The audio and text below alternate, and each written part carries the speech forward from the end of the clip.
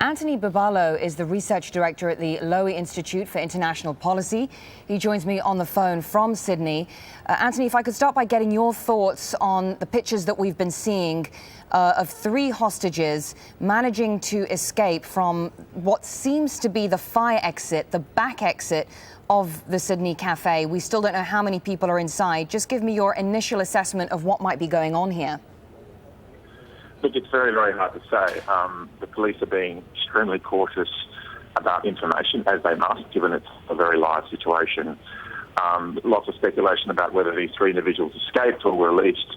We do know that the police are in contact, are speaking to the gunmen or gunmen, but it's still not clear what's happened, how these three individuals have managed to free themselves. Yes, exactly. We don't know whether or not those individuals managed to escape or whether indeed they were freed.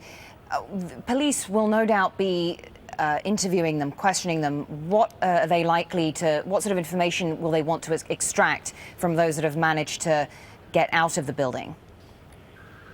Look, obviously, I think they'll be very concerned about the condition of the other kind of hostages. They'll want to understand what the situation and the dynamic inside the cafe is. Obviously, they also have their own other sources of information as well, including, as the kind of Deputy Police Commissioner mentioned in a press conference a short time ago, through their hostage negotiators. And Catherine Byrne, the Deputy Police Commissioner, also mentioned, Anthony, that contact had been established with the gunman, but for obvious reasons we're not getting any details on how this happened, on the approach that they're taking, on the line of communication. Can you just tell us a little bit, just drawing on your experience, the approach to that line of negotiation with a hostage taker? Look, it's very difficult to say in this situation, but obviously, and the police have already said, they want to end the situation as peacefully as possible. They want to end the situation without any harm to anyone concerned. So I think they're being very cautious and very careful and very patient not to kind of push the situation towards a violent conclusion. And what will law enforcement officers be doing to avoid that worst-case scenario? Look, obviously, the key here is the kind of contact with the individual, and it's reassuring to hear that they have established that contact, that there is some kind of communication going on between the police and the perpetrator.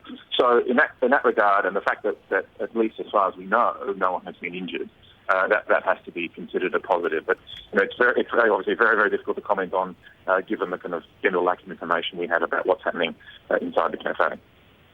We heard earlier on from the Police Commissioner for New South Wales that this was being treated as a hostage-taking situation as opposed to a terrorism incident. What is the difference in the way the police treat those two situations? How does that affect the security presence on the ground and the way they respond to something like this? Obviously, it impacts in terms of their assessment of the motivation of the perpetrators.